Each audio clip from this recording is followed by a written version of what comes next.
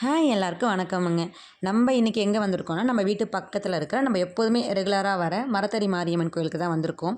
இன்றைக்கி ரொம்ப ஸ்பெஷல் என்னென்னா, இன்றைக்கி ஆடி வெள்ளி, நெக்ஸ்ட்டு வரலட்சுமி நோன்பு, அப்புறம் பௌர்ணமி எல்லாமே சேர்த்து ரொம்ப ஸ்பெஷலாக இருந்துச்சு.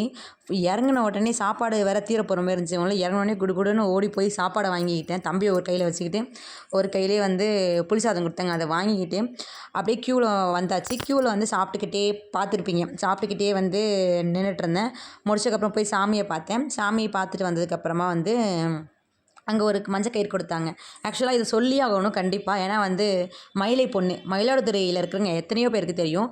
நம்ம ஆடி 18 எப்படி செலிப்ரேட் பண்ணுவோம், நம்ம காவேரி கரைக்கோ இல்லைனா தண்ணி வர அந்த பைப்புக்கோ மஞ்சள் தடவி அந்த மஞ்சள் கயிறில் மஞ்சளை தடவி அதை அதில் கட்டி விட்டு பொட்டு வச்சு, அதுக்கப்புறமா அதுக்கு சில பழங்கள்லாம் வாங்கி வச்சு அதை படைச்சி அந்த வெல்லம் அந்த அரிசியெல்லாம் போட்டு அதெல்லாம் சம்திங் செஞ்சு சாமிக்கு படைச்சி நம்ம படைப்போம் இல்லையா. நம்ம ஊர் சைடு ஆடி 18 மட்டும் தான் அப்படி பண்ணுவோம். ஆனால் இந்த ஊர் சைடு என்ன பண்ணுறாங்கன்னா, எல்லா ஆடி வெள்ளிக்கிழமை அன்னைக்கு அம்மன் கோயிலில் மஞ்சள் கயிறு ஒன்று தராங்க. அதை கழுத்தில் தாலி கயிறு மாரி கட்டிக்கணுமா, கட்டிட்டு அதை தாலிக்கு மாதிரி மஞ்சள் பொட்டு குங்குமம் வச்சு சில பேர் வளையல் தராங்க. சில கோயிலில் நான் போன கோயிலில் ஒரு பெரிய பணக்காரங்க வந்திருந்தாங்க. ஆக்சுவலாக அவங்க உள்ளே போகிறப்ப நானும் உள்ளே போய் மாட்டிக்கிட்டேன். அவங்களுக்கு அந்த சிறப்பான பூஜை பண்ணுவாங்களே, அப்போ நானும் உள்ளே போனதால் எனக்கும் அந்த எல்லா பூஜையும் என்னால் பார்க்க முடிஞ்சிச்சு. சாமிக்கிட்ட போன உடனே எல்லோரும் வெளில அனுப்பிச்சிடுவாங்க. ஆனால் இந்த தடவை நான் ரொம்ப நேரம் நின்று சாமிக்கிட்ட நிறைய வேண்டிக்கிட்டேன். நிறைய டைம் கிடச்சிச்சு சாமிக்கிட்ட வேண்டிக்கிறதுக்கு. அப்புறம் அவங்க கொடுத்த கயிறை வாரம் வாரம் நான் கட்டிப்பேன். அது கரெக்டாக ஒத்தப்படையில் 4 இருக்கும்போது அதை கலட்டிடணும் அப்படிங்கிற மாதிரி சொன்னாங்க.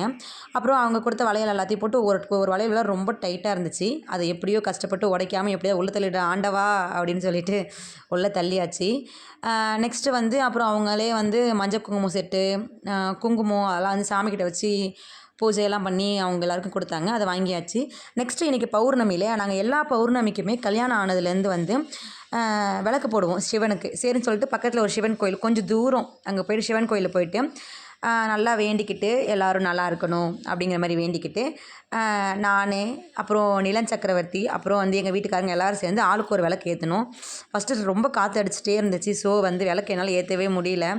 அப்புறம் பல போராட்டங்களுக்கு பிறகு உள்ளே பூர்றா அப்படிங்கிற மாதிரி அந்த கம்பிக்குள்ளார பூந்துட்டு அதுக்கப்புறமா விளக்கு ஏற்றினேன். நான் 2 விளக்கு ஏற்றினேன். ஏன்னா ஃபஸ்ட்டு 3 விளக்கு தான் ஏற்ற சொன்னேன். ஆளுக்கு ஒரு விளக்குன்னு சொல்லிட்டு வாங்கிட்ட சொல்லியிருந்தேன். ஆனால் அந்த விளக்கு கொடுக்குற அண்ணா என்ன சொன்னாங்கன்னா, ரெட்டைப்படையில் தான் ஏற்றணும், 1 2 ஏற்றுங்க, இல்லை 4 ஏற்றுங்க அப்படின்னாங்க. சரி நம்ம 4 ஏற்றிடுவோம் அப்படின்னு சொல்லிட்டு 4 விளக்காக வாங்கிட்டு வந்துட்டாங்க. நான் 2 ஏற்றினதுக்கப்புறமா நிலன் 1 ஏற்றினாங்க, நிலன் அப்பா 1 ஏற்றினாங்க. அது ஏற்றி முடிச்சதுக்கப்புறமா அங்கே செம க்யூ. என்னென்னா சுட சுட வெஜ் பிரியாணி, அது கூழெல்லாம் கொடுத்துருந்தாங்க. சரி முதல்ல சிவனுக்கு விளக்கு போட்டாச்சு, சாமி கும்பிட்டாச்சு. உள்ளார அம்மன்லாம் நிறைய சாமி இருக்காங்க. முதல்ல போய் சாப்பாடை வாங்கிடுவோம். சாப்பாடை வாங்கிட்டு அதுக்கப்புறம் போய் மற்ற சாமியை பார்த்துக்கலாம். அப்புறம் சாப்பாடு தின்றா மனசு ரொம்ப வருத்தமாயிடும் அப்படின்னு சொல்லிட்டு என்ன பண்ணிட்டேன், போயிட்டு க்யூவில் நின்னேன். அந்த க்யூவில் நின்று வீடியோ காட்டுறேன். ரொம்ப ரொம்ப பெரிய க்யூங்க, அவ்வளோ கூட்டம். எப்படி அலுப்பே இல்லாமல் வாங்குறாங்கன்னு தெரில. எல்லோரும் ஒரு வேளை என்ன மாதிரி போல் சரி வாங்கியே ஆகணும் அப்படின்னு சொல்லிட்டு க்யூவில் நின்று அங்கே எல்லாருமே கிட்டே போனதுக்கப்புறமா கரெக்டாக அப்போ ஊர்க்காலம் போட்டிருக்காங்க. இன்னும் நிறைய சாப்பாடெலாம் போட்டிருந்துருக்காங்க. பட் நாங்கள் போகிற நேரம்னு பார்த்து எல்லாம் காலி ஆகிடுச்சு. ஆனால் வெஜ் பிரியாணி இன்னும் ஒரு பெரிய குண்டானில் வந்துச்சு. சுட சுட அப்படியே கொதிக்க வந்துச்சு. அதை வாங்கிட்டு அதை 2 பேரும் உட்காந்து அதில் ஒன்று எங்கள் அத்தைக்காக எடுத்து வச்சிட்டோம்.